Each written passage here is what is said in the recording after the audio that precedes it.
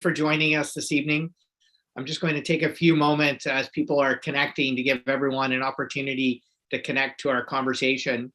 And I'm going to open with a land acknowledgement and then introduce our three distinguished authors. And I'm really looking forward to this conversation and also looking forward to your comments and questions. So don't hesitate to send them our way. I want to just say I'm deeply grateful to be meeting with all of you tonight on the traditional lands, in the treaty lands of the Mississaugas of the Credit First Nation, Treaty 13 lands. I'm in Toronto tonight. And I just want to express the Ontario Green Party's commitment to the truth and reconciliation process.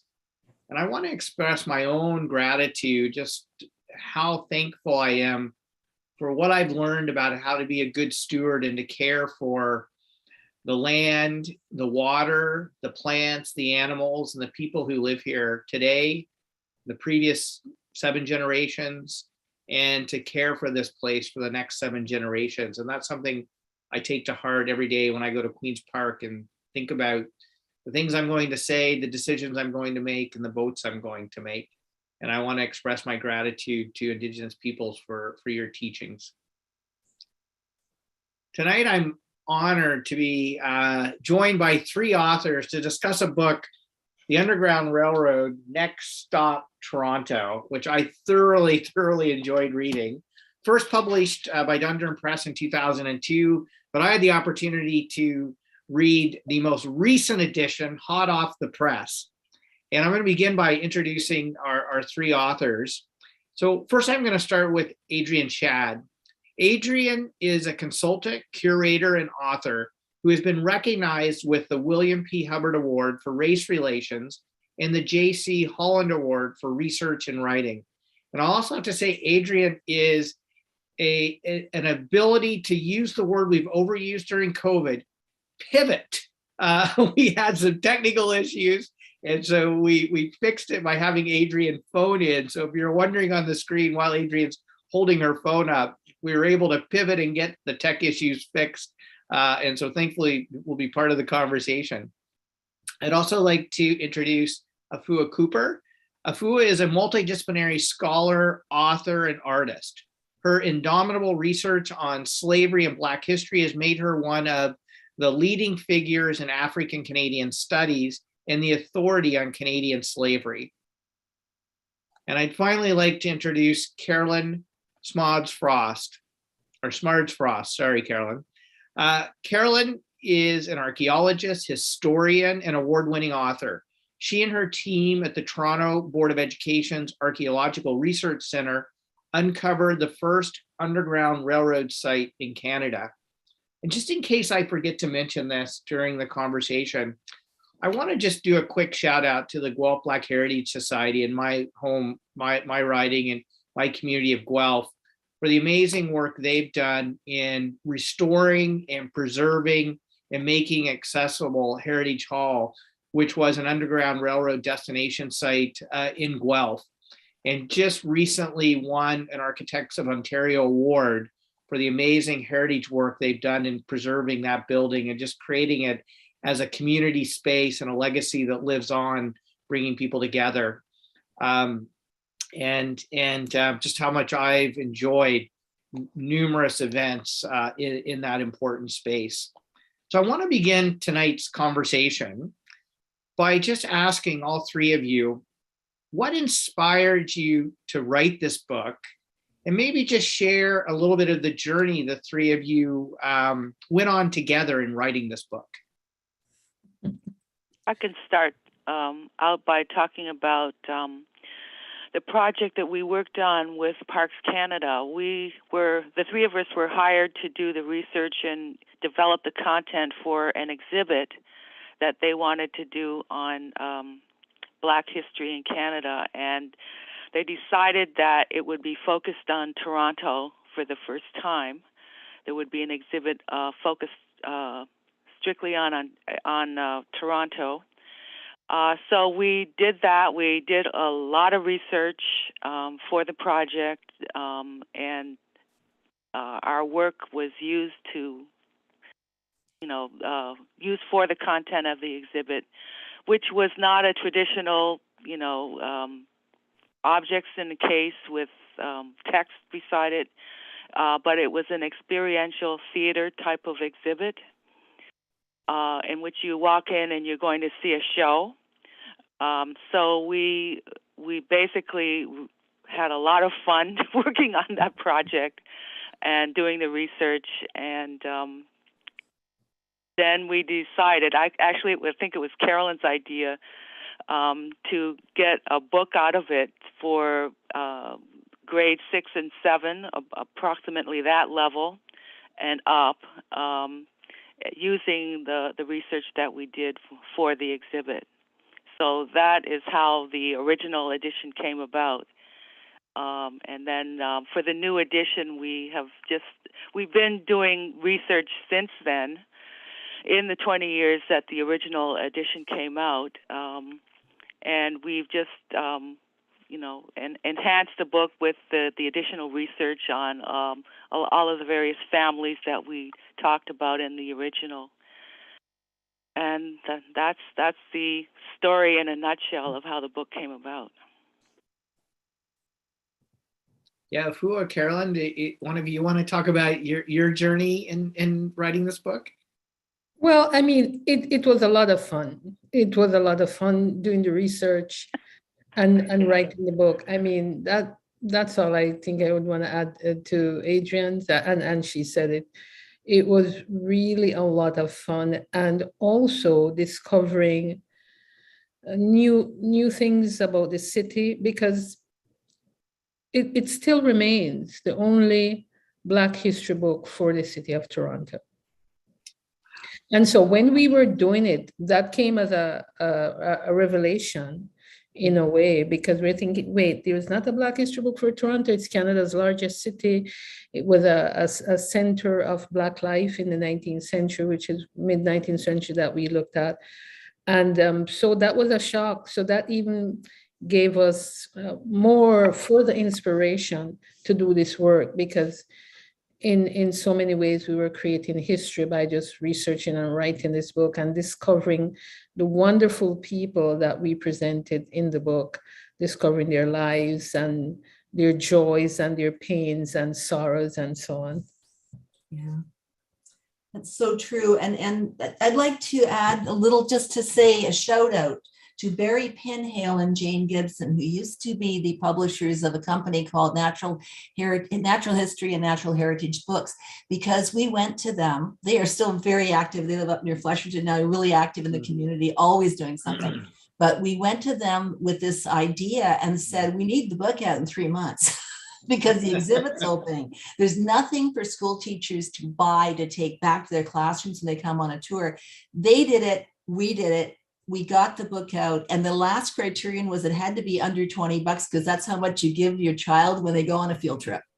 Wow, interesting. I want to ask about the people in the book in a sec, but I mean, just a broader question of, obviously February is Black History Month, and I've always felt every month should be Black History Month, but that might be another discussion. But Natasha Henry wrote the introduction, and she's the president of the Ontario Black History Society. And I thought it was a beautiful opening to this edition of the book. And I'm just sort of wondering what you think the importance to you of how we can better celebrate Black history, the importance of Black history, and maybe some thoughts on why there are not more books about Black history in Canada in general, but Toronto in particular. Well, I would say ways to celebrate Black history is to learn as much as we can about Black history, especially the Canadian component. There are, the internet has all kinds of, information on it. Some of them not so good, some pieces of information, but others are very good. There are some wonderful websites that are out there on Black history. I'm just thinking for people who may not want to pick up a book, there are wonderful websites. There are podcasts. There are blogs, which are great, which are factual, which are beautiful, a lot with nice images. So that's one way people can educate themselves and also to celebrate. And to, I call on educators. This book we wrote it for educators and their learners. So I call on educators to think creatively and to be creative in how they can present material to their classrooms. That's another way of educating themselves and another way of celebrating and honoring Black history.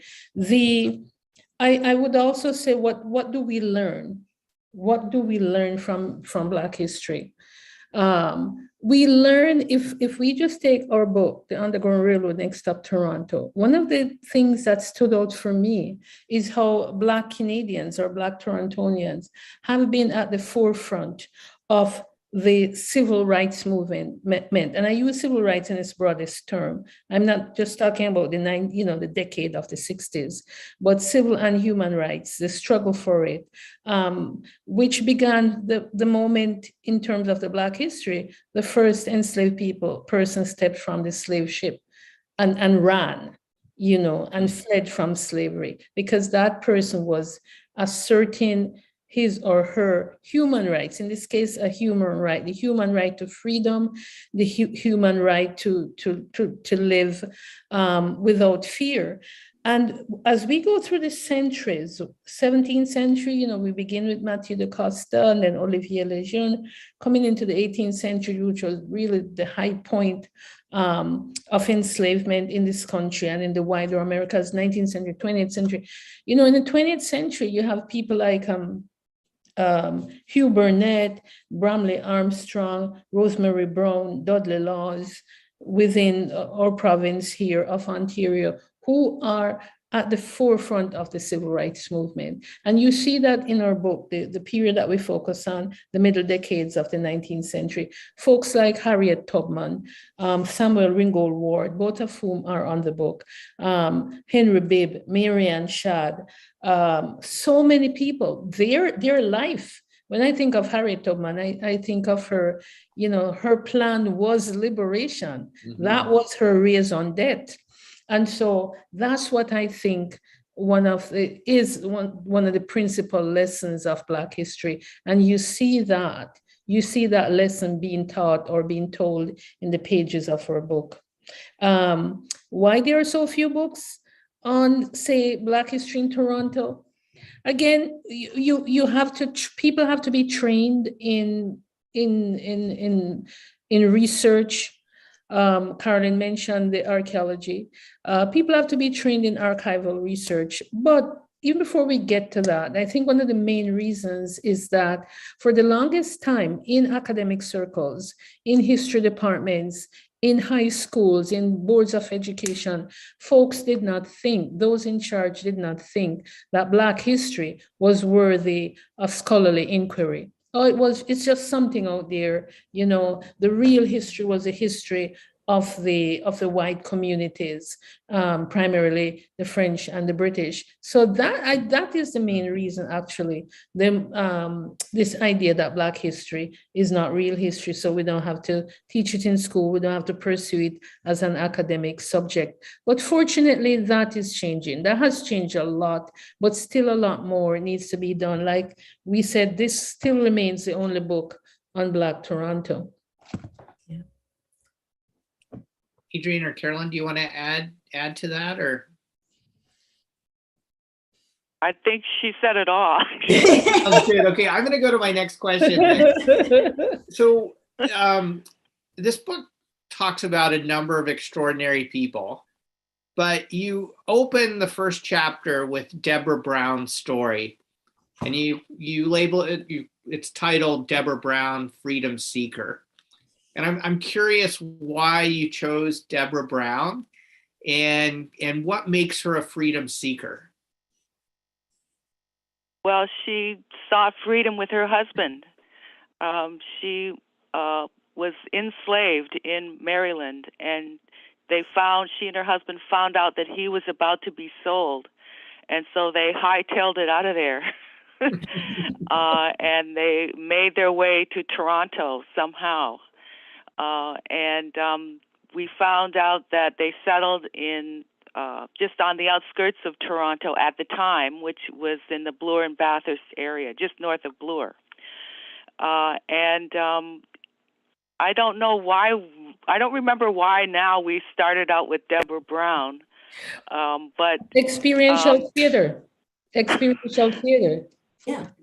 oh, okay, that's She right. was our Yeah, hero in the experiential she was theater. the narrator in the experiential theater exhibit, Yeah. and we used a hologram of her that was portrayed onto the her front porch, and we actually have a picture of her front porch in the book, so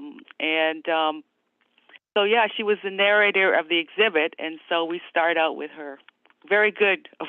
Thank you.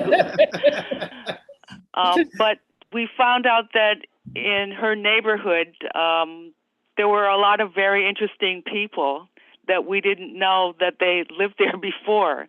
And these were people who had been immortalized in books like William Still's The Underground Railroad, which is a very famous book now. He was a black abolitionist in Philadelphia in the 19th century, and he wrote this very famous book called The Underground Railroad of Records. And some of these people who he immortalized, we found actually living in this same area that Deborah Brown lived in York Township West at the time. So that's the beginnings of that story. Anyway. Anyone else want to add to that? I feel like we have real-time author collaboration happening live here. Karolyn, you want to say something? Well, I'm ready to jump in. I'd like to go forward, if you don't mind, and talk a little bit about one of the things that we wanted to make sure that the readers of our book got out of this was the courage and an understanding. You're anticipating my next question. Oh, I'm sorry. No, that's fine. I was actually thinking, and the reason I wanted to ask about Deborah Brown, Freedom Seeker, was the Underground Railroad is both a terrifying story and an inspiring story.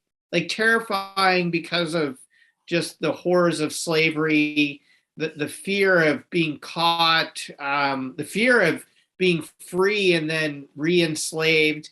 And then I just think inspiring, like the tremendous courage. I just, I think there's so much discussion right now about freedom, but I'm just saying the courage to seek freedom and to seek it through the Underground Railroad. And then I think of somebody like Harriet Tubman, who went back multiple times to help free others, and what just the courage to do that. And so, yeah, maybe just if Karolyn, maybe we'll start with you since you started moving us in that direction. Like what is the story of the Underground Railroad for you, and what does it have to teach us today? Well, one of the things we have to think about is that we like the term freedom seeker. The old term that was used by slaveholders in order to advertise for the return of their human property was a fugitive slave.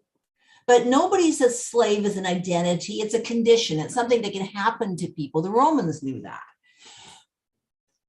Fugitive has a pejorative term. So we now use the term freedom seeker, which comes from Dr. Daniel G. Hills. He was the first chairman of the Ontario Human Rights Commission and a founder of the Ontario Black History Society. So he used the term freedom seeker in his own book, which came out in the 80s. And the point of that was to say people are going to something. But we also have to think about what they were leaving behind and why. Because one of the main reasons people left wasn't because of deprivation. It wasn't because of being worked so terribly hard for no wages. It was so often because their families had already been sold away from them or were going to be sold away from them. And when I did my work on the archaeology, I talk about one of my main interests is always how do we know? And one of the things I want to talk to young people about always, and we all do, is how do we know these things? What's the evidence for these people's lives? They're whole people. How do we find that? And one of the ways I do that is through archaeology. And when we discovered the home of Thornton and Lucy Blackburn in downtown Toronto, which was on the site of the Inglewood Community School down near the Distillery District in 1985, that site was, we actually operated that site with 3,000 school children as participants. It was sponsored by what was then the Toronto Board of Education, the Ontario Ministry of Culture, and the Ontario Black History Society. We all participated in making that project available so the public could be there. But the reason the Blackburns left slavery, it took me 20 years of research to piece together their story in slavery and freedom. But the reason they left was because she was going to be sold away, and because she was very, very beautiful, she was going to be sold away to what they call the fancy girl markets of the Deep South. And that means exactly what you think it does. Their marriage was at risk. They were going to lose each other. And so they left. And they left to go towards something. They left to come to a place where they could find not only freedom, but an opportunity to live together openly as a married couple, where they might have children who could go on and live together with them in freedom, and they could raise in freedom. And that was the hope of all the freedom seekers, was to move forward and to have a life where they could also raise family, have community, build institutions that would serve. That inspires me. It inspires all of us. And how can it not inspire a school child? Absolutely. Adrienne, what are your thoughts on the Underground Railroad and what it means to you and what it means to people today? Well, I would have to say ditto to what Karolyn said. I don't know. I was going to answer that question by talking about taking those stories that we read about in some of the famous books, like William Still's book and Benjamin Drew's book on the fugitives in Ontario. And he went around and interviewed over 100 people, fugitive slaves or freedom seekers, all around who were living in the province of Ontario. And, you know, we read these stories, but then as researchers, it becomes so interesting when we find those people, these people in the archives. We locate them in the census, and we locate them year by year in the city directories. And we're able to trace their lives in freedom, you know, in the tax assessment rolls, and sometimes in newspaper articles. And we're able to locate them here in freedom and find out what happened to them and see how they did. And that for me was so fascinating and so fulfilling to be able to do that and track their lives and then their children's lives and perhaps grandchildren's lives. And some of these people, we know their descendants today. And to see how they have actually thrived despite it all, how they've thrived. So for me, you know, there's the original story of on the Underground Railroad when they escape, but then what happened to them after they arrived here? That for me is the most interesting, perhaps, of the whole thing. Well, in a sense, that's what they were seeking. That's what they were moving toward, was that life here. Exactly, yeah. Yeah. Yeah. Yeah. Afua, did you want to add to? I want to add two things for people listening who might not necessarily, we sort of take it for granted that people know what the Underground Railroad was. I mean, it wasn't a train that ran underground. It refers to a network of stations, of people, you know, helpers, people who help runaways, slaves, fugitives, freedom seekers from the point of enslavement to a free space. So it's a network. And it could be not everybody came into Canada obviously, but after 1850, when the American Congress passed an act to the fugitive slave law, a lot of people, thousands of people, flooded into Canada. But you could have the Underground Railroad from Georgia, let's say, and people stopped in New York, or they built homes in Ohio. But Canada really, or points in Canada, were like the final termini of the Underground Railroad. So you had helpers, you had white people, allies. Nowadays we would say allies, free Black people who were helpers, indigenous persons who helped these people, moving them from one point to the other. So William Still was mentioned. He was a station master in Philadelphia. And so people would come to him from Point South. Philadelphia was a free space by then. And then he would move them further on through New York State and eventually into places like St. Catharines, Ontario. So the Underground Railroad is a network, a network of freedom helpers, if you will. And sometimes people took a real train. Henry Box Brown, who escaped, that's true. because by then you had this steam locomotive, and many of Henry Box Brown came on a real train, and so on. But also, it's important to note that not all the entire Black community was composed of runaway enslaved people who ran away seeking freedom. There was a large free component in all of the communities. I think of people like and then the children who would have been born in Canada, who would have been born free. And the reason that we could have a successful Underground Railroad community in this country, wherever, in whichever province or location, was because slavery had ended in Canada. There was slavery in Canada. And so we begin, one of our first stories is that of Chloe Cooley. Chloe Cooley, who, by the way, the Heritage Minute on her came out about 2 days ago, the Historical Heritage Minute. Chloe Cooley was in the Niagara, on the Ontario side region. She was enslaved by her owner, Adam Vrooman, and then he sold her across the Niagara River into New York State, because at that time, slavery was a fact of life in New York State, as it was in Ontario. This is 1793. And so Chloe Cooley was sold, left slavery, and continued into slavery. So there was slavery in Upper Canada. It's important to remember that.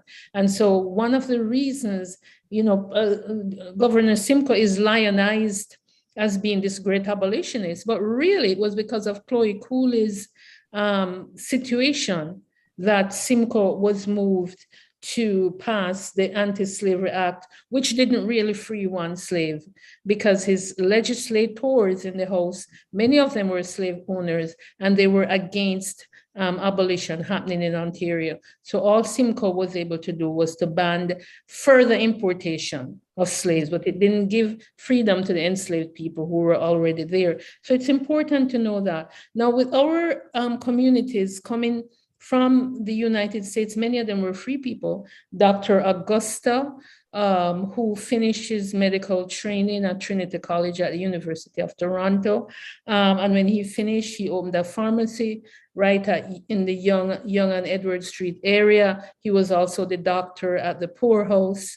And his wife, Mrs. Augusta, ran a ladies' dress shop at the Queen and York Street area. So it was a diverse community, multi-layered people who had roots in slavery, but people who didn't have those roots. So it's important to know that there were people who were washerwomen, working class people like Anne Maria Jackson, and there were people like the Blackburns who were wealthy people. They had businesses, or the doctor and his wife that I mentioned. If you don't mind, I just want to read, because I think it's important, because we don't want to give the impression of, sure, there were just to say the point is that it was multi-layered. many, many layers in the community. I'm going to read what Benjamin Drew said, a quote from him in 1856, and it's in the introduction of the book. He said, "The colored people in Toronto are, on the whole, remarkably industrious. Their condition is such as to gratify the philanthropist and afford encouragement to the friends of emancipation everywhere. A portion of them sustain a lyceum or debating club, which is attended by both sexes." Very important to note that, where debates are held and original essays read.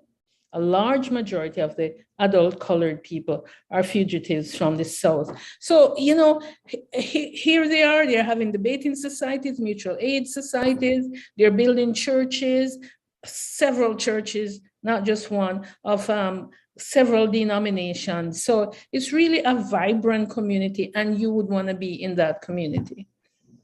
Yeah, I was impressed by the number of debating societies. Yeah. I'm going to go to a few audience questions, but I want to ask a political question first, because being a politician, of course, I went right to chapter 8 about political life. And I was struck and struck because of the conversation in Canada about blackface. And obviously the history of blackface comes from the minstrel shows. And I found it interesting that one of the first political mobilizations of the Black community was against minstrel shows. Yeah. And so I'm just wondering if maybe you can tell a bit of that story and what it meant to the political life of the city and in Black politics in particular.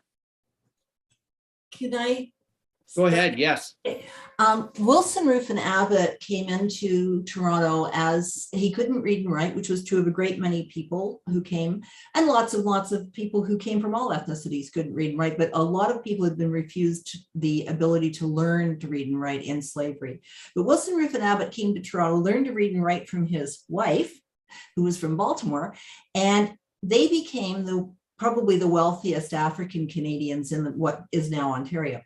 Wilson Ruffin Abbott was political from the very beginning of his time here. He fought in the 1837 rebellion on the side of the Crown. But William Lyon Mackenzie complained of the great loyalty. He had tremendous admiration for the Black community, but he complained of their tremendous loyalty to the Crown because they believed that if there was Republican values introduced, they might be re-enslaved, which is an interesting political statement at the time, right?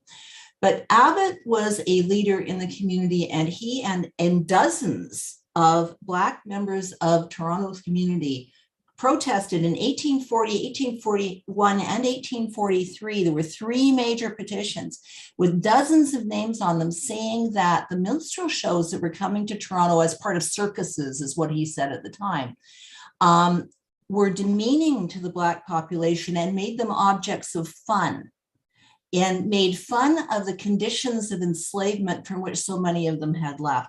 And he thought the city council should ban that. Now, city council didn't do it until Kingston did. And they were shown up, and eventually, but it didn't last. I mean, I don't think the minstrel show stopped for more than 3 or 4 years. And I will say that they continued through the 1950s because I saw one as a child. I was taken to one at Dovercourt and a church in Dovercourt and Bloor by my grandmother so I could see how awful this was. She was a really political woman, and she wanted me to see how dreadful this was. And it was a spoof on Uncle Tom's Cabin. I was maybe 7 years old. So that was still happening in my lifetime.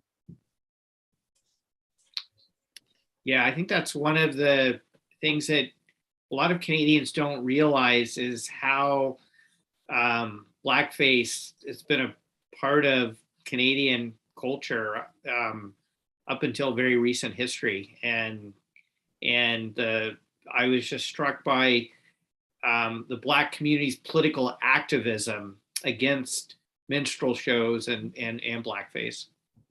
Yeah. I have an audience. Anybody else want to comment, Adrienne or Afua, on that? Well, in terms of political activism, I was also thinking of the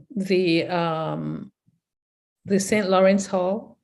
I mean, the Yes. churches were also sites of political organizing because a lot of anti-slavery activism happened within the churches. First Baptist Church, for example, was a huge site for that.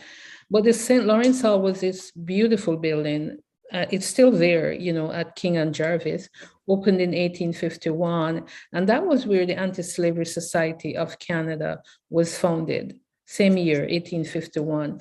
And the big conference in September 1851 called the Convention of Colored Freemen. That was a conference called and chaired by Henry Bibb, the publisher and the editor of The Voice of the Fugitive, and over something like 55 delegates from across North America. One came from the West Indies, one came from the UK, met for 3 days at the St. Lawrence Hall to discuss Black politics. And the main thing on the agenda was the security and safety of Black people within North America, including Canada. And so the St. Lawrence Hall is one of those sites. When people come to Toronto and they said, oh, what Black space can we go to?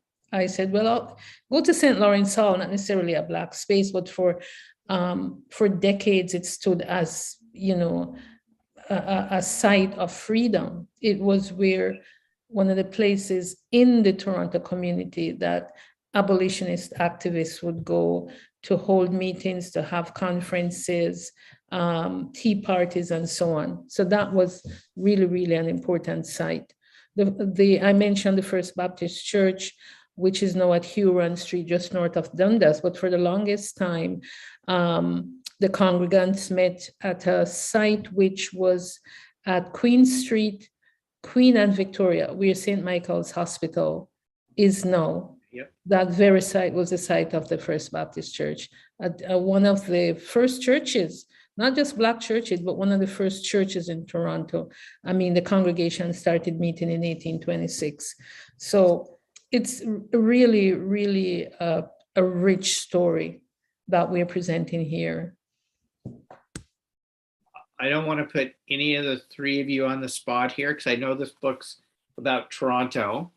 But we have a viewer who's asked a question about Underground Railroad sites in Oakville, which is part of the GTA, and mentioned the fact that they used to go to a restaurant called the Underground Railroad in Oakville that served food that freedom seekers would have eaten. Mm-hmm. And I'm just curious, they ask if you have any thoughts or any special places in Oakville that were part of the Underground Railroad that you could discuss.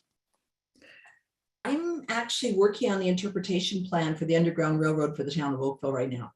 Oh, wow. Okay. We asked the right person. but I think I'd rather turn this over to Adrienne because she's done a wonderful book on Hamilton that includes a lot of history about Oakville too. And she's got some stories that would be really relevant there. I don't have a lot on Oakville, but I just remember that we discovered that a Black man who was a blacksmith named Samuel Adams owned a huge amount of land along the lakefront in what is now Oakville. And I don't think he gets the recognition that he deserves because he had a successful blacksmith business. And he was this big landowner there. But I think that his name is lost from history almost. But I was working on a project a number of years ago in which I discovered that. And his descendants are still around, and actually his one of his descendants is an actress who was in Little Mosque on the Prairie. Okay. He played the main Black person in that. Arlene Duncan. Arlene Duncan, exactly. Yeah. So that's my story on Oakville. Yeah, well, Karolyn, you've been doing a lot of work on Oakville. Well, they're doing it's really actually, thank you. It's really neat what's happening there. There's a area down on the waterfront where the ships used to come in.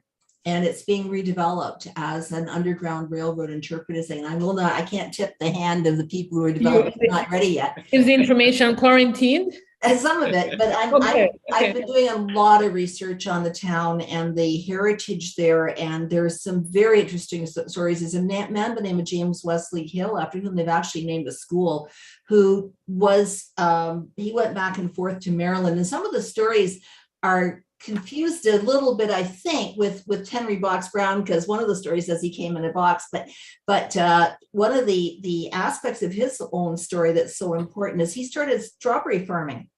Probably, and Oakville used to be the strawberry capital of Canada. And he was the one who introduced strawberry farming. He went back and forth and rescued people, often members of his own family, from Maryland, similarly to the way that Harriet Tubman did. Very interesting people. Samuel Adams, whom Adrienne mentioned, had one of the first patents, if not the first patent ever given a Black person in Canada. He had a patent on a stone hooking tool that pulled big pieces of stone off the bottom of Lake Ontario for building. There are still buildings in Oakville that were built with that tool.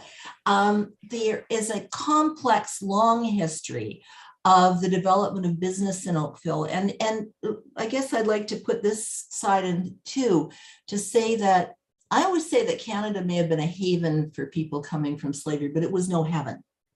The first Black business owner in downtown Oakville was Joe Wordsworth, or Wordsworth, it's spelled two different ways, who had a barbershop. And a bunch of sailors came in from an American boat that was docked in the harbor. Oakville was a port of entry, which meant that it could ship and receive goods from both sides of the border. And that was a very special, that's one of the reasons why it was such an important site of Underground Railroad activity. But these sailors came off a boat and they broke up his shop and threw all of his tools and his barber chair into Lake Ontario. And the members of the Black community of the town helped him regroup and rebuild that business. He was in business for many years. But these stories are not all about celebrating Canada as this wonderful haven at the end of the Underground Railroad, because we have to remember the barriers were there too. And that's evident in Oakville, it's evident in Toronto, and we tell some of those stories in the book as well. No, you do. And I thought it had been a lot in the book, or was informative in the book that you talked about. I mean, prior to the British Empire declaring emancipation, there were enslaved people who left Ontario for the northern US, which is a point that's brought out in the book as well. And I think those are important parts of Canadian history that need to be told, that are told in this book in a very accessible way. Yeah, absolutely. I want to ask a question of all three of you that is riffing off a question that came in online as well. And it's, what story in this book, and I'll start with you on this, Adrienne, then I'll go around, ask all of you to answer. What story in this book moved you the most? And was the story that you enjoyed telling the most? Well, I enjoyed a number of them quite a bit. I know it's hard. But certainly one of them was the story of, now their name is not coming to me, but it was a couple who escaped from Baltimore. And they were one of the people who are immortalized in William Still's book called The Underground Railroad, because they escaped and met him in Philadelphia and then were sent forward and ended up in York Township West in the outskirts of Toronto. But anyway, what's interesting about them is that they wrote a letter back to William Still, almost begging him, because they had to leave 4 children still enslaved back in the U.S. And they pleaded with him if there's anything that he could possibly do to get their children out of slavery, they would be very, very grateful. And he told them, the husband, Jefferson, and the last name is not coming to me, but anyway, he explained who were their enslavers, where they were located, and if there was anything he could possibly do, they would be very, very grateful to them. And he he said, P.S. My wife sends her greetings to Mrs. Still. We are living at Yorkville, just outside of Toronto, the village of Yorkville. So that was one of the stories that really tugged at my heartstrings. And how about you, Afua? Oh, well, I think my favorite story is that of Anne Maria Jackson. She actually had 9 children, but she was from Delaware. And 2 of her children were sold.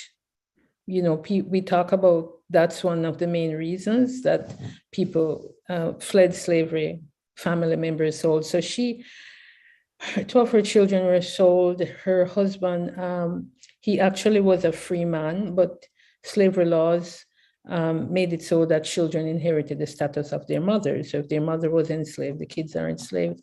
And her husband died when he just died of a broken heart when he lost his children. And so she, contacted agents, I imagine, on the Underground Railroad. Next thing you know, she's moving through Wilmington, Delaware, with Thomas Garrett, who is this white man who was an ally. And then Thomas Garrett, it was really exciting because her slave owner sent spies and slave catchers to capture her and the 7 children that she escaped with. So imagine escaping with 7 children, the youngest of whom was like 3 years old, like really, really crazy. So it took courage, it took resilience, and it meant that there was a network. And it's important to bear that, at least in this region, because sometimes people escaped without there being a network. But she had help. She made it to William Still in Philadelphia, and he writes about her in his, big book, The Underground Railroad. That's the name of the book. Talks about Anna Maria Jackson, this brave woman. He calls her a brave-hearted woman, and her children. And while they were in Philadelphia, someone made a sketch of her surrounded by the children. Then he sends her on through New York State, and then she ends up in St. Catharines, Ontario. I think that she was taken along the way by Harriet Tubman, because that's the principal route that Harriet Tubman traveled when she went south to get people. And these are the people who were Harriet Tubman's, nowadays we say ride or die.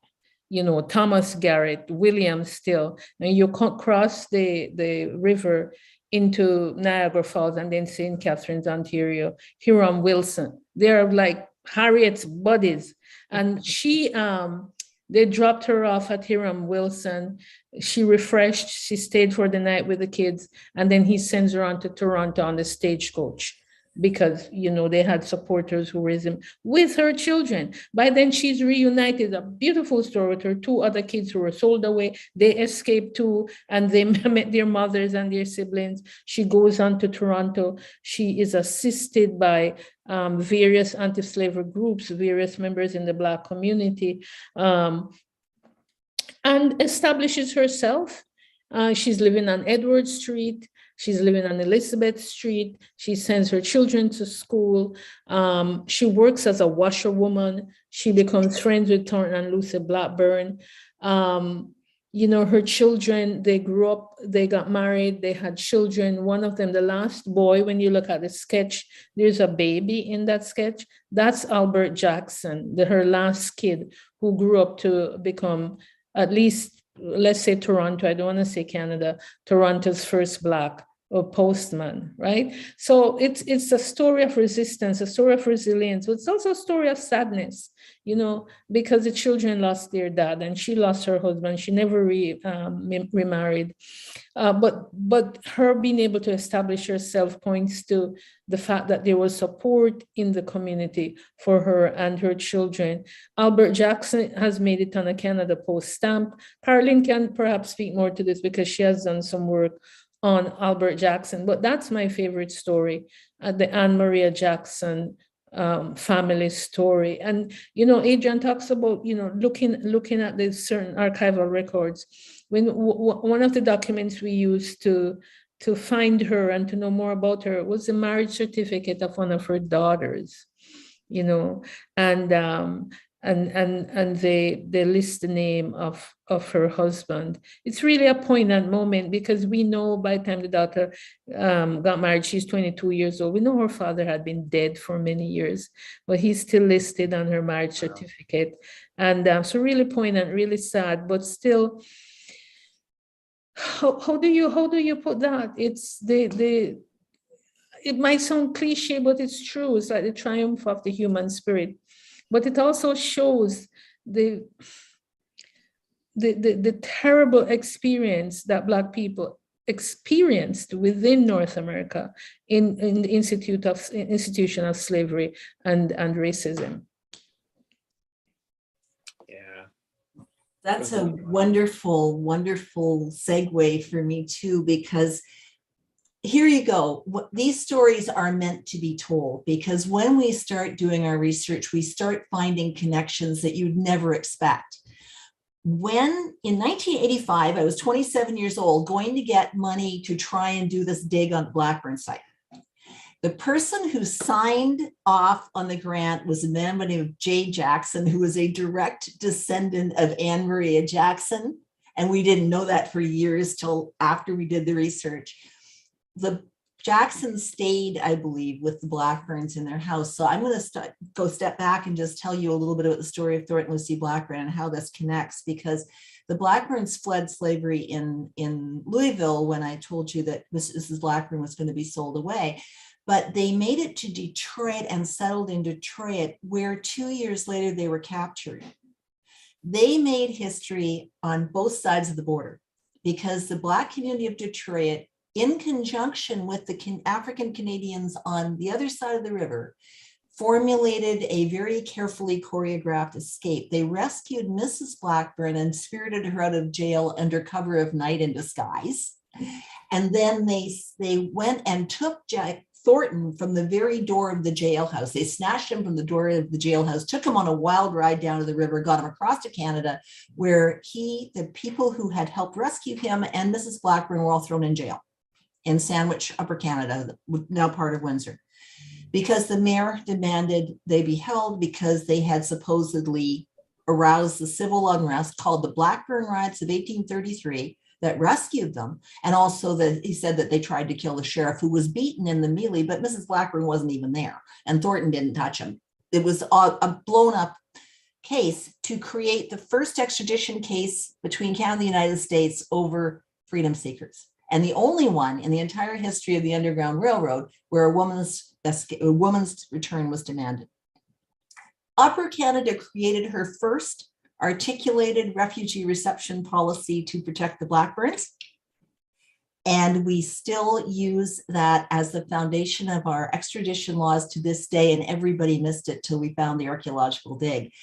They rewrote legal history based on this because the Upper Canadian Lieutenant Governor said, and that was Sir John Colborne, we can't return an accused criminal to a jurisdiction where the punishment for the crime of which they're accused does not exist under Canadian law. Since re-enslavement could not happen in Upper Canada for any crime, Canada could not return the Blackburns to the jurisdiction where they would certainly be re-enslaved, whether they were guilty or innocent. The Blackburns came to Toronto. They started the city's first cab business. They billeted people like the Jacksons in their own home. There's children's toys found underneath the floorboards of that house, and they had no children of their own. Thornton, when he was in 1837, right after he started the cab business, did something astonishing, and I'm writing a children's book about this right now. He went back to Detroit. This is 3 years after he escaped, 3.5 years after he's a wanted man. He goes back to Detroit. He takes the Underground Railroad in reverse all the way through Ohio. And he rescued the mother from whom he had been sold away at the age of 3. And he brought her to live with the family in Toronto. His other brother had also escaped. He was in Toronto. They are buried under a beautiful stone besides George Brown, Father of Confederation, at the Toronto Necropolis Cemetery. Do you know who's buried in that grave too? Anne Maria Jackson and one of her sons, Richard. That's how close they stayed as a family. Those are all three beautiful stories, and just a wonderful reason to read this book. Those and many other beautiful stories. Unfortunately, our time is coming to an end, and this conversation, as far as I'm concerned, could go much longer. So I just want to close, if you want to leave the audience with some parting thoughts of, what this book means, what message you want to take away. And I'll just say that one of the messages for me was just the extraordinary resiliency of the Black family, and how fiercely people fought to keep those family connections together, and what extraordinarily courageous things people did to keep their families together. I was just really struck throughout the book, those stories. So that's one of the take-home messages for me. I agree 100%. These are Black stories, and they're human stories. I think everyone can relate to them, even if you've never been enslaved. Adrienne, Karolyn, and I, we've never been enslaved. But you don't have to be in that state to be able to relate to these stories, because, like you said, Mike, they're stories of resilience. They're stories that touch the heart, and it's and I think they're stories that build self-esteem, because if you, as a person, whether as a young person or an adult, if you're having certain difficulties, certain trials and tribulations, and then you look back and have these stories as a template or as a guide, then you realize you can succeed, because in many ways these people, they had more obstacles then than you do now. So I would say to people, courage. Absolutely. Karolyn, I'll let you go, and then I'll let Adrienne close for us. I'll just add to this and say that there is so much more to do. We believe that between 35,000 and 40,000 people came to Canada, both formerly enslaved and free, in the years of the Underground Railroad. And we know perhaps a little bit about 600 of their stories.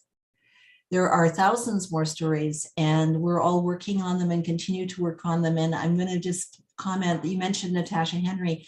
The four of us, Natasha Henry, this is under Dr. Afua Cooper's direction at Dalhousie University, but Adrienne, Natasha, myself, and under Afua's direction, we are operating a project right now that's federally funded, and it's called A Black People's History of Canada, to help develop curriculum for every province and territory in this country and learn more. So more people can learn, so more teachers can teach, so these stories can come out to more and more people and become part of the knowledge, the base of this country. And as the Ontario Black History Society always says, Black history is Canadian history. Absolutely. Absolutely. While you're working on that project, I would recommend any educator who you don't have to wait. Yeah. There is a tool right here that you can use. Yeah, go pick up your copy. Your final thoughts. You took the words out of my mouth. I was just going to say, get the book. There are a lot of great stories in there that you will find interesting. Yeah. That's it. I want to thank all three of you for giving an hour of your time to us tonight, and a really wonderful conversation. And I'm almost a little teary-eyed thinking about these families and what they went through. And I just want to thank the three of you for all the hard work you did and putting their stories together and putting them together in a book that's so easy to read and so accessible to people, and yet so full of meaning and knowledge and inspiration. So thank you. I think we all owe you a debt of gratitude. And yes, go buy a copy of the book. Yeah, thank you to Mike for this warm conversation and for the invitation to have this conversation. We are truly, truly grateful to you and your team and the Green Party, and also to our publishers. It is a beautiful book, so we thank Dunder. Thanks, Thank everyone. you. Have a good guys. evening. Yeah, good See you night. later. Bye-bye. Well. Bye-bye.